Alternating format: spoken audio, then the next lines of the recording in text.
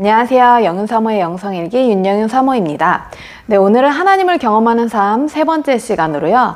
하나님께서 먼저 손을 내미셨다 라는 제목으로 말씀 나눠보고자 합니다. 좋은 생각에 나온 글부터 소개하고 싶은데요. 한 중년의 부부가 있었대요. 근데 몇 년 전부터 부인의 시력이 나빠져서 수술을 했지만 그만 수술이 잘못되어서 실명을 하고 말았습니다. 그 후로 남편은 매일같이 아내를 출근시켜주고 직장에 갔다가 퇴근 때면 데리러 가서 집에 오곤 했다고 합니다. 그러던 어느 날 남편이 말하길, 여보, 당신을 더 이상 도울 수 없겠어요. 내일부터는 혼자 출근하도록 해요. 예 라고 대답을 했지만 아내는 남편에게 너무 섭섭했고 사랑하는 남편의 그 말에 배신감도 느꼈다고 합니다. 그리고는 이를 악물고 살아야겠다는 결심을 한 후 많이 넘어지기도 하고 전봇대에 부딪히기도 하면서 울면서 버스를 혼자 타고 다니는 훈련을 했어요. 어느 정도 익숙해진 2달 뒤 버스 운전 기사가 부인에게 이런 말을 하는 것이었습니다.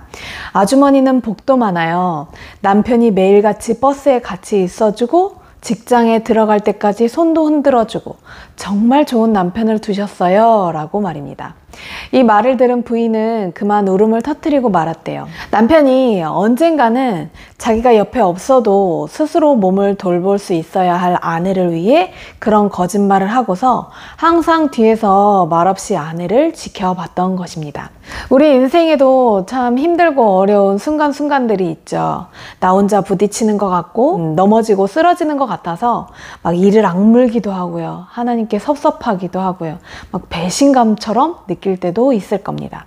그런데 이 이야기의 아내의 남편처럼 하나님께서 함께 하셔서 우리가 이 길을 잘 가도록 붙들고 보살피고 계시는데요. 똑같은 어려운 환경, 같은 시간을 지나지만 어떤 사람은 하나님 안에서 기적을 경험하며 놀라운 은혜를 체험하는 사람이 있고 그렇지 못한 사람이 있습니다. 우리도 이 짧은 인생을 살면서 하나님을 더 경험하기 위해선 어떻게 해야 할까요? 하나님을 경험하는 삶 책에는 이렇게 나옵니다. 성경을 통해 말씀하십니다. 나는 네가 무엇보다도 나를 사랑하기를 원한다. 네가 나와 사랑의 관계를 맺고 있다면 세상에 있는 모든 것을 소유한 것이다.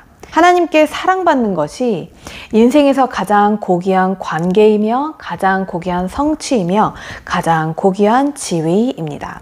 이 세상을 창조한 완전한 신이신 하나님께서 우리와 사랑의 관계를 맺고 싶어 하세요. 하나님께서는 너무나 인격적이셔서 하나님을 알고자 오지 않는 자에게 하나님의 사랑을 막 억지로 알리진 않으십니다. 은혜를 막 강압적으로 붓진 않으시죠. 어떤 아주 특별한 경우가 있기는 하지만 하나님께 다가오지 않으면 하나님을 지속적으로 나타내진 않으십니다. 그럼에도 불구하고요. 로마서 3장 10절에서 12절 말씀에 보면요. 기록된 바 의인은 없나니 하나도 없으며 깨닫는 자도 없고 하나님을 찾는 자도 없고 다 치우쳐 함께 무익하게 되고 선을 행하는 자는 없나니 하나도 없도다 라고 말씀하십니다. 스스로 하나님을 찾을 수 있는 사람은 한 사람도 없다는 거예요. 죄가 우리에게 너무나 큰 영향을 끼쳤기 때문에 아무도 스스로 하나님을 찾지 않는 것입니다.